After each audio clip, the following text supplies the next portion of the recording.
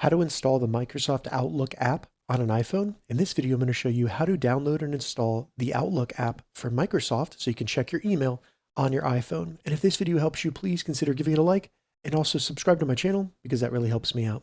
So to get started, the first thing we need to do is open up the App Store. We can do that by swiping from right to left on our iPhone until we get to the app library.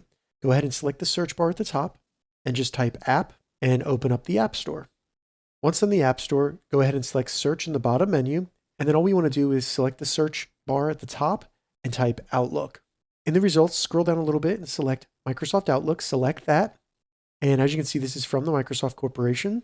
Now that we have Microsoft Outlook open, all we need to do is, for me, I have a cloud because I've downloaded Microsoft Outlook on an iPhone before. It might say Get for you. So go ahead and select Get or the cloud icon to go ahead and download and install Outlook on your iPhone. If it's your first time, it may ask you to enter your Apple ID password or use Face ID to validate and verify your identity before installing an app on your iPhone. So go through that process. And once it starts installing and finishes, go ahead and select Open.